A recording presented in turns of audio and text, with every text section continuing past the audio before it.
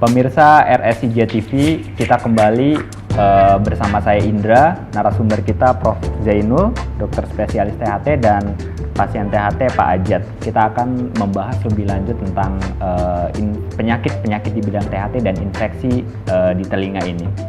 Oke, Prof tadi sudah menyebutkan beberapa penyakit di bidang THT ya Prof ya, salah satunya infeksi telinga. Selain infeksi telinga, penyakit yang paling sering atau yang penting di bidang THT lainnya itu kira-kira apa ya Prof ya? Ya, jadi tadi saya sudah katakan bahwa di antara lain yang sering datang pasien masyarakat itu adalah infeksi telinga. Dan penyakit lain yang tidak kalah banyaknya yaitu infeksi pada hidung dan sinus, pilek-pilek lama, dan yang lain lagi infeksi pada tenggorok, sakit menelan, ya, rasa gatal, batuk-batuk, dan sukar menelan. Dan penyakit lain yaitu berbentuk tumor, yang ini juga tidak boleh dilupakan, masyarakat harus tahu. Ada yang paling sering pada masyarakat kita yaitu tumor nasofaring. Yang ini berbahaya karena sangat memberikan suatu penyakit yang sukar disembuhkan dan harus diobati secara dini. Dan penyakit lain yaitu gangguan pendengaran karena bawaan.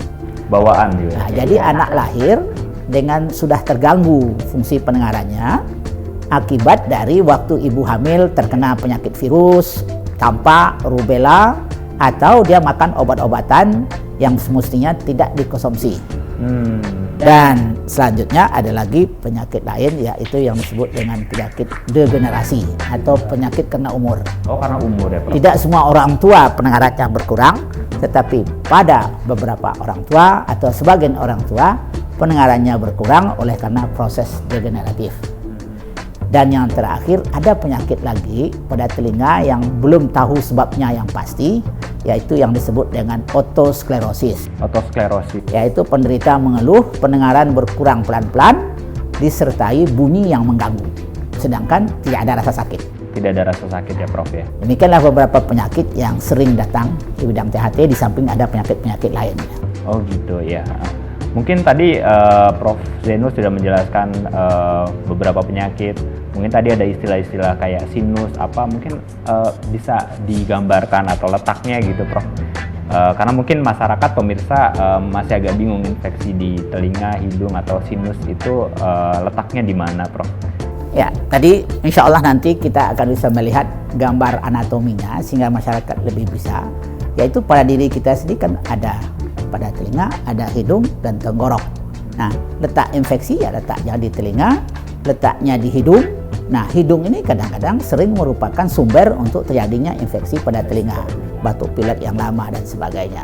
Dan juga sinusitis yang lama, pilek-pilek yang lama juga bisa menyebabkan batuk-batuk kronis. Nah, demikianlah rangkaiannya. Jadi cuma yang paling banyak di antara infeksi tadi yaitulah infeksi telinga tadi. Menyambung topik kita yang pertama itu infeksi telinga ya Prof ya. Sebetulnya apa sih dok yang dimaksud dengan tadi infeksi telinga? Tadi sudah disinggung pada awal ada otitis media akut, supuratif, otitis media efusi, dan yang kronik. Ya. Baiklah, agar masyarakat lebih mengenal tentang penyakit infeksi telinga tadi, yaitu OMA, otitis media akut, itu paling sering terjadi pada anak bayi. Anak bayi? Ya, dikatakan hampir 50% dari anak bayi sebelum berumur 2 tahun itu pernah mengalami 1-3 kali OMA itu. Sering juga ya Prof, ya, pada anak dan bayi. Nah, gejalanya antara lain ialah panas tinggi yang tidak turun atau turun naik walaupun sudah diberikan obat-obatan. Jadi pada dokter anak susah turunnya Prof. Anak menangis terus, gelisah, tidak mau tidur. Terus kadang-kadang sering sekali disertai diare dan kejang. Oh, ada kejang karena mungkin diare. Ya, karena panas tinggi tadi. Nah, pada saat itulah biasanya dokter anak akan mengirim untuk konsultasi ke dokter THT. Sebab kalau dia terlambat, bisul di gendang telinga tadi, di telinga tengah tadi akan pecah. Nah, kalau dia sudah pecah, biasanya nanah keluar atau lendir keluar di liang telinga, anak tertidur.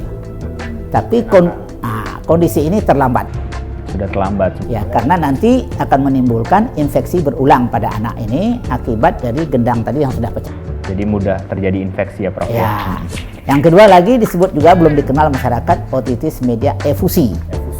Nah, kalau tadi ada pilek-pilek lama tidak diobati dengan baik, atau ada OMA tadi obatnya tidak tepat, terlalu cepat dihentikan pengobatan sedangkan dia belum sembuh betul, gendang telinga tidak pecah, tapi di belakang gendang itu timbul lendir.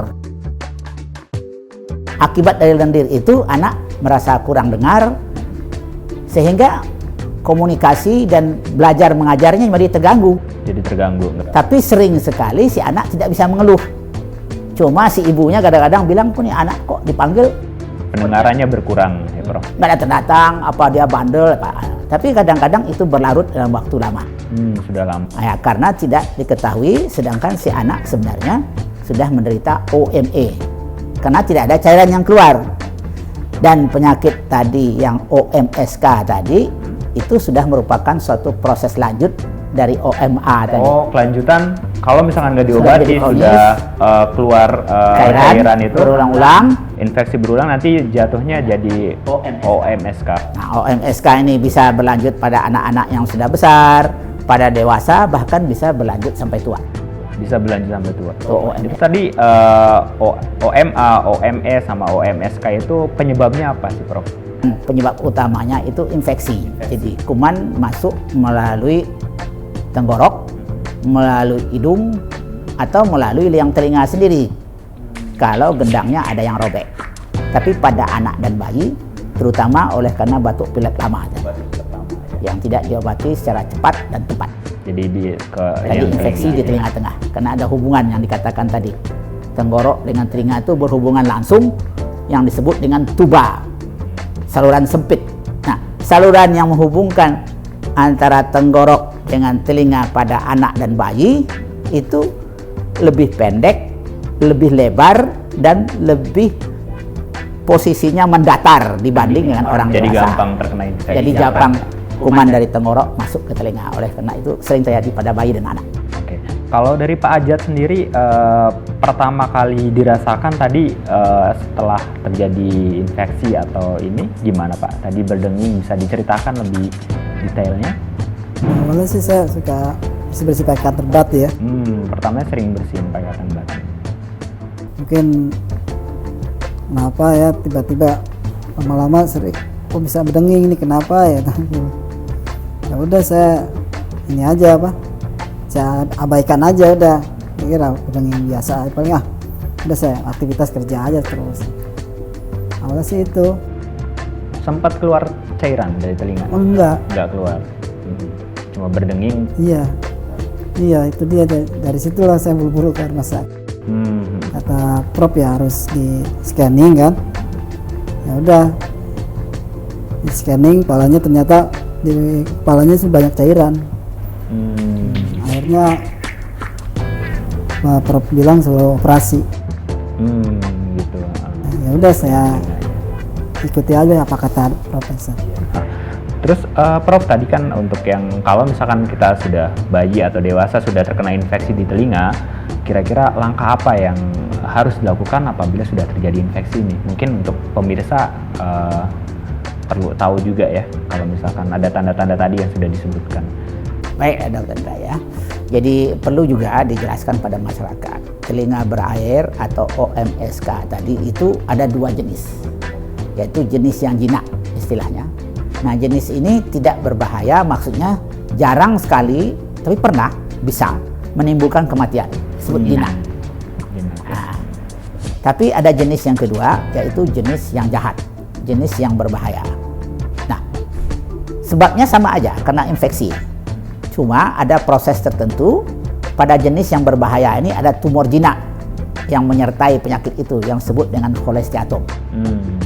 Nah, Pak Ajat ini kebetulan dia itu adalah jenis yang jahat.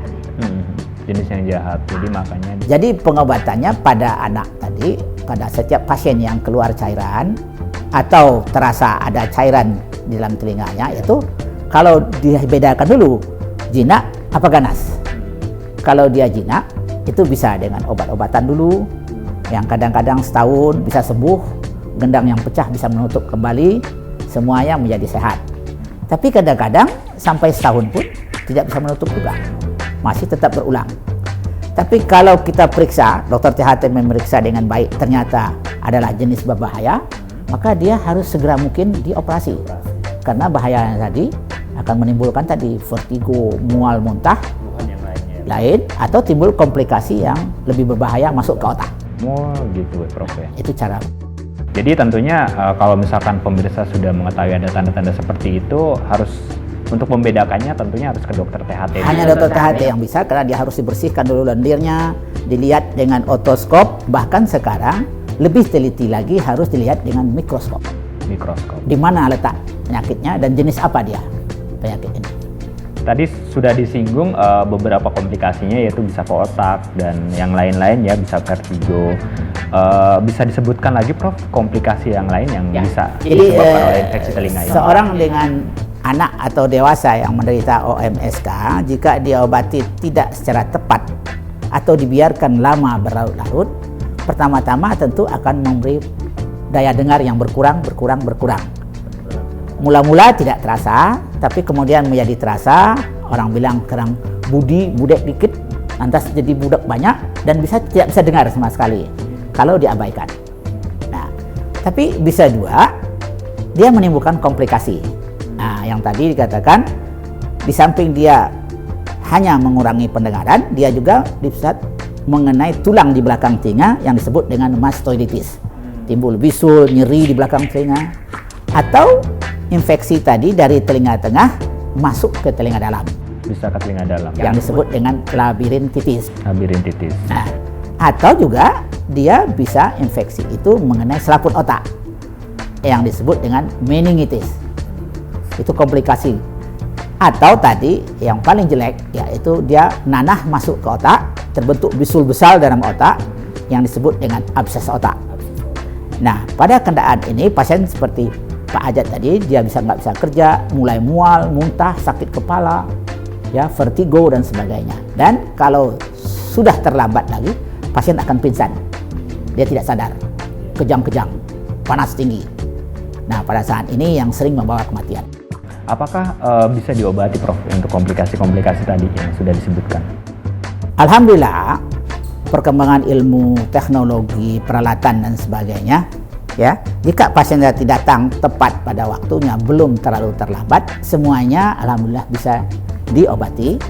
Bahkan jika pendengarannya belum terlalu jelek, bisa diperbaiki atau dipertahankan pendengaran ini. Ya, tapi kalau sudah terlambat, maaf saja Pak Ajat ini, kalau misalnya terlambat atau pengobatan yang diberikan tidak tepat, tidak dioperasi, ada juga pasien yang tidak mau, dia bisa kejang-kejang, lalu timbul abses otak, yang di sana yang sering membawa kematian. Ya. Oke. Pak Ajat, tadi setelah tahu ada keluhan seperti itu, datang ke rumah sakit kemudian berobat ke Prof Zainul, kira-kira apa aja yang dilakukan setelah itu Pak? Nah, saya dianjurkan untuk CT scan. Setelah CT scan hasilnya ketahuan kan, ada itu hasilnya. Dokter membaca kalau ini harus dioperasi katanya. Kalau tidak dioperasi, ini akan berakibat fatal buat diri saya. Ya udah, setelah itu saya ikuti apa kata anjuran profesor, ya saya harus operasi. Jadi sampai saat ini dari operasi sudah berapa bulan Pak Ajat? Udah sekitar hampir 3 tahun. Hampir 3 tahun. Setelah operasi 3 tahun ini, keluhannya gimana yang Bapak rasakan? Alhamdulillah sih nggak ada keluhan. Nggak ada keluhan ya, yang tadi awal pusing. Vertigo sudah nggak ada. Berdenging juga udah nggak ada ya. Terus akhirnya saya pendengaran saya itu kerasa gede gitu ya, pendengarnya bebas. Kalau mungkin karena sudah hasil operasi ya, jadi lebih jelas banget tuh. Kalau misalkan ada suara apa lebih jelas dari sebelumnya ya Pak Ajat. Nah, udah setelah itu saya aktivitas bekerja lagi. Alhamdulillah Pak ya. Oke, baik pemirsa, masih ada satu segmen lagi, kita akan kembali setelah yang satu ini.